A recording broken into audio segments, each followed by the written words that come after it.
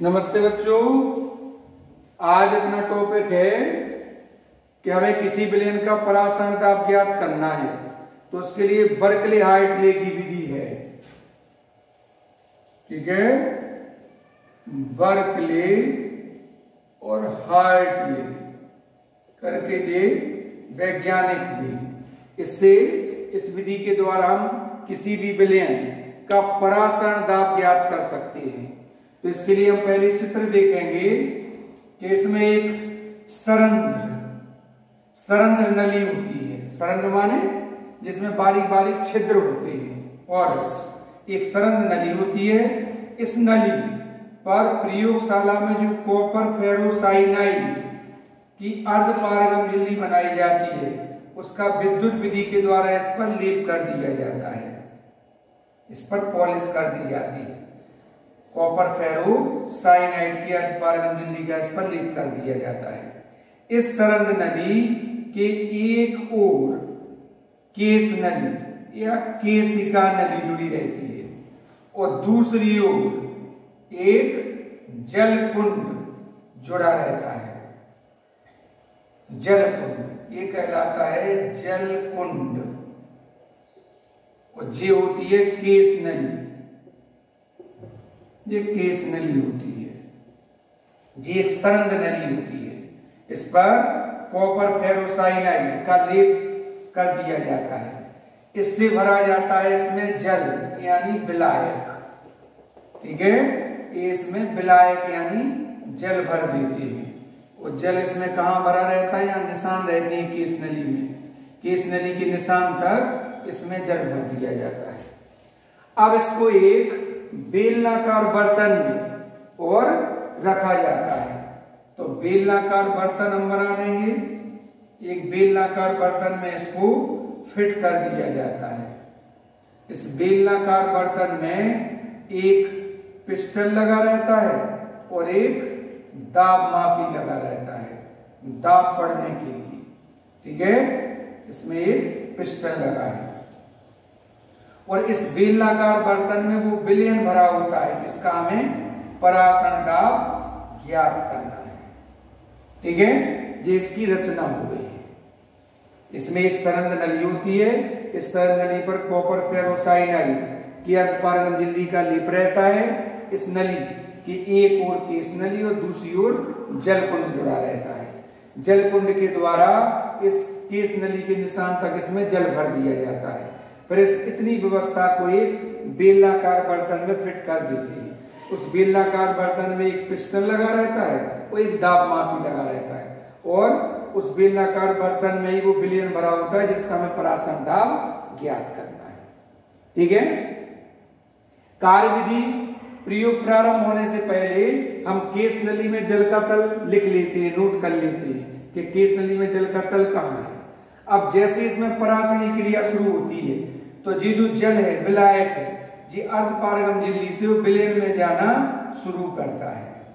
जैसे ये विलयन में जाता है तो केश नली में जल का तल नीचे आने लगता है, नीचे गिरने लगता है जल। अब हम इस पिस्टन के द्वारा और ये जो बेलनाकार पात्र में विलयन भरा है, इस पर दाब लगाते हैं, और इतना दाब लगाते हैं कि ये केश नली में जो जल नीचे आ रहा है इसका आना रुक जाए, यानी केश नली में जल का तल स्थिर हो जाए। और जैसे ही वो स्थिर हो जाता है, हम इस दाब को दाब मापी में पढ़ लेते हैं। यही इस विलयन का परासरण दाब कहलाता है। ठीक है, पहले केश नली में जल का तल नोट कर लेंगे। अब जैसे ही परासरण क्रिया शुरू होगी तो सरंध्र नली से जल विलयन में जाना शुरू होगा। जैसे ये जल विलयन में जाएगा तो केश नली में जल का तल नीचे आएगा। ठीक है, माने परासरण क्रिया शुरू हो गई। अब हम पिस्टन के द्वारा इस पर लगाएंगे विलयन पर दाब। तो जैसे हम दाब लगाएंगे तो हम देखेंगे कि केश नली में जो जल का तल नीचे आ रहा था, नीचे गिर रहा था, वो रुक जाएगा, स्टॉप हो जाएगा। और जैसे ही वो रुक जाएगा तो हम इस दाब को दाब मापी में पढ़ लेंगे। ये इस विलयन का परासरण दाब कहलाएगा।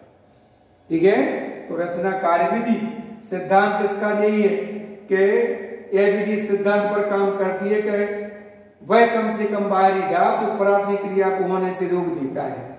ठीक है, वो इसका परासरण दाब कहलाता है, जो दाब मापी में पढ़ लेते हैं। इस विधि की विशेषताएं या लाभ ये है कि ये विधि में शीघ्र ही साम्यावस्था स्थापित हो जाती है। इसमें जो हम दाब लगाते हैं वो अर्धपारगम झिल्ली पर सीधा प्रभाव नहीं पड़ता है, जिससे उसके टूटने फटने की संभावना नहीं होती है, और किसी भी सांता के विलयन का हम परासन दाब ज्ञात कर सकते हैं। जी बर्कली हार्टले की विधि इंपोर्टेंट मानी जाती है। इसका सिद्धांत में परिभाषा लिख सकते हो, रचना में क्या तुमने कंस्ट्रक्शन किया चित्र के बारे में पूरा, और कार्य विधि और इसकी विशेषताएं या लाभ वही है।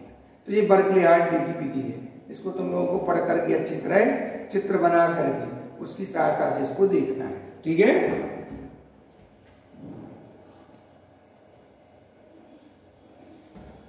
हाँ, अब हमें पढ़ना है बांटाप घटक। बांटाप घटक क्या है, इसको हम पहले लिख लेते हैं। आई बराबर सामान्य आणविक द्रव्यमान बट प्रेक्षित या प्रायोगिक आणविक द्रव्यमान। ये इसका सूत्र है, इससे इसकी परिभाषा भी बन जाएगी। सामान्य आणविक द्रव्यमान और प्रेक्षित आणविक द्रव्यमान के अनुपात को कहते हैं बांटाप घटक। इसे स्मॉल आई से दर्शाते हैं, ठीक है। आई है क्या, आई माने बांटाप घटक। आई से क्या, किसी विलयन में विलेय के अणु के संगुणन या वियोजन की सीमा ज्ञात की जाती है इसके द्वारा। इससे हमें आई से ये मालूम पड़ता है कि किस सीमा तक विलेय के अणु आपस में जुड़े हैं, संगुणित हुए हैं, या वियोजित टूटे हुए हैं, कणों में अधिक से अधिक संख्या में टूटे हैं, किस सीमा तक, जी हमें आई बता देता है लिमिट इसकी, ठीक है। तो इसके लिए हम देखते हैं कि अगर आई का मान 1 से कम आता है, आई लेस देन 1, तो होता है संगुणन। अगर आई ग्रेटर देन 1 तो होता है वियोजन, और अगर आई का मान 1 है तो ना संगुणन होगा ना वियोजन होगा। ये 3 शर्तें याद रखी जाती हैं। अगर आई का मान 1 से कम है तो संगुणन होगा, अगर आई का मान 1 से अधिक है तो वियोजन होगा, और अगर आई बराबर 1 है तो ना संगुणन होगा ना वियोजन। और परिभाषा सूत्र से आ जाएगी। सामान्य आणविक द्रव्यमान और प्रेक्षित आणविक द्रव्यमान का अनुपात कहलाता है बांटाप घटक या गुणांक। इसे आई से दर्शाते हैं, ठीक है। अब हमें पढ़ना है बांटाप समीकरण। तो बांटाप समीकरण क्या है। बांटाप ने बताया कि तनु विलयन पर वही नियम लागू होते हैं जो आदर्श विलयनों पर होते हैं, यानी आदर्श गैसों पर होते हैं। जैसे आदर्श गैसों पर वायल का नियम, चार्ल्स का नियम, आवोगाद्रो का नियम, ये नियम लागू होते हैं, ठीक है। तो यही नियम उन्होंने तनु विलयन यानी आदर्श विलयनों पर लागू किए, और उन्होंने एक नियम या सिद्धांत बताया जिसे तनु विलयनों का सिद्धांत कहते हैं, कि किसी तनु विलयन का परासरण दाब उस दाब के बराबर होता है जो विलेय वाष्प अवस्था में डालता है। ये कहलाता है तनु विलयन का सिद्धांत। तो जैसे अपन लोगों ने 11th में पढ़े थे वायल का नियम, चार्ल्स का नियम, आवोगाद्रो का नियम, तो ये तनु विलयनों पर हम लागू कर देंगे। तो तनु विलयनों पर अगर लागू करेंगे तो इसके लिए क्या आएगा। तो जैसे 11th में पढ़ा था अपन लोगों ने, क्या वायल का नियम क्या था, V समानुपाती 1/P। कब, जब स्थिर T है, टेम्परेचर। तो इसमें क्या करेंगे, पाई समानुपाती और इसके P के कर देंगे हम, पाई समानुपाती P हो जाएगा।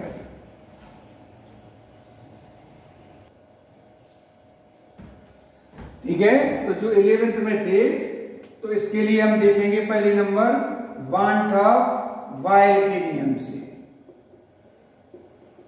बांटाप वायल के नियम से पाई समानुपाती जैसे P था तो हम पाई समानुपाती लिख सकते हैं 1/V, क्योंकि वायल के नियम से दाब व आयतन एक दूसरे के व्युत्क्रमानुपाती होते हैं। तो इसके अनुसार क्या बनेगा, किसी तनु विलयन का परासरण दाब उसके आयतन के व्युत्क्रमानुपाती होता है। कब, स्थिर जब T हो। फिर बांटाप चार्ल्स के नियम से, बांटाप चार्ल्स के नियम से क्या आएगा, पाई समानुपाते टी। कब? जब पी स्थिर हो, जब दाब स्थिर हो तो पाई समानुपाते टी आएगा। अगर हम समीकरण 1 और 2 इन दोनों को मिला दें तो पाई समानुपाते टी अपॉन भी आ जाएगा। ठीक है, या समानुपात का निशान हटा दो तो पाई बराबर क्या आएगा? आर टी अपॉन भी, जी आ जाएगा। अगर विलेय के मोलों की संख्या एन बी है तो क्या होगा? पाई बराबर N B R T upon V. ठीक है, एन बी अपॉन भी माने सी, पाई बराबर सी आर टी, सी बराबर एन बी अपॉन भी। इकाई आयतन में विलेय के मूलों की संख्या को कहते हैं मूलरता, और वही मूलरता यहाँ पर कहलाती है मूलर सांद्रण, जिसे हम सी से दर्शाते हैं। तो एन बी बटे बी की जगह हम क्या लिख देंगे? सी। तो पाई बराबर सी आर टी, यही बांड-ठाप समीकरण है। ठीक है, बांड-ठाप समीकरण है। इसमें आर कांस्टेंट है और टी कांस्टेंट है। तो पाई समानुपाते सी, परासरण दाब किसके? मूलर सांद्रण के समानुपाती होता है। यानी इससे सिद्ध होता है कि परासरण दाब एक अणु संख्यक गुण है। अगर अणु संख्यक गुण का आता है तो यहां तक कर सकते हैं, बांड-ठाप समीकरण आता है तो यहां तक कर सकते हैं। फिर से देखें, हम बांड-ठाप में तनु विलयनों के लिए एक सिद्धांत दिया कि किसी तनु विलयन का परासरण दाब उस दाब के बराबर होता है जो विलेय वाष्प अवस्था में डालता है। तो इन्होंने बताया कि जो नियम आदर्श गैसों पर लागू होते हैं, बायल, चार्ल्स वगैरह के भी नियम इन्होंने तनु विलयनों पर लागू किए। तो बांड-ठाप बायल के नियम से पाई व्युत्क्रमानुपाती भी, यानी किसी तनु विलयन का परासरण दाब उसके आयतन के व्युत्क्रमानुपाती होता है। कब? स्थिर ताप पर। बांड-ठाप चार्ल्स के नियम से स्थिर दाब पर क्या होगा? तनु विलयन का परासरण दाब उसकी परम ताप के समानुपाती होता है।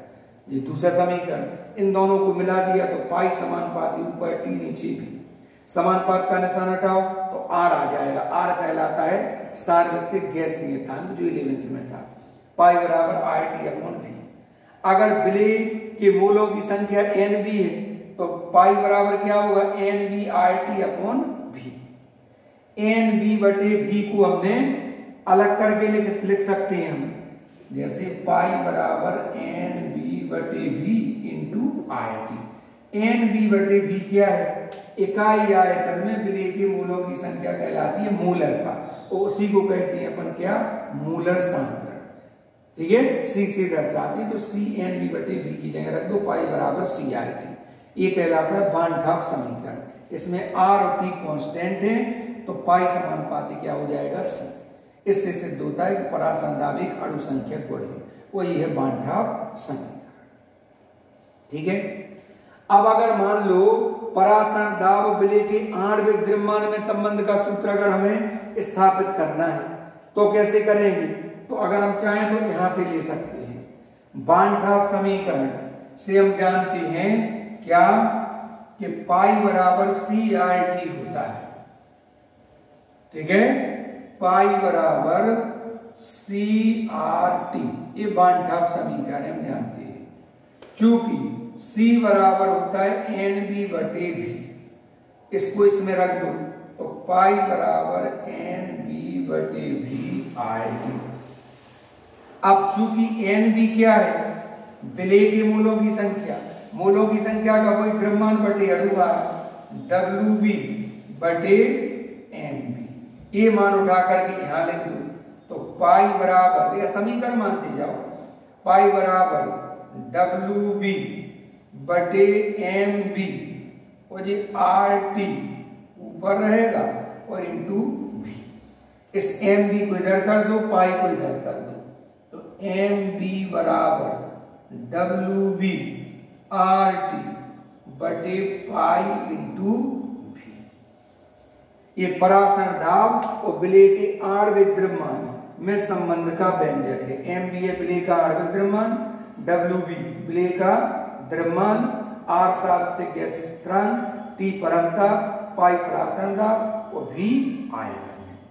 ठीक है, ये बांटाव प्रामाणिक बांटाव समीकरण के द्वारा इसकी अपन ने व्युत्पत्ति की। ठीक है, इस तरह से देख सकते हो। तो इतनी अभी तुम लोगों को तैयारी करना है। अब इसके न्यूमेरिकल रहेंगे। ठीक है।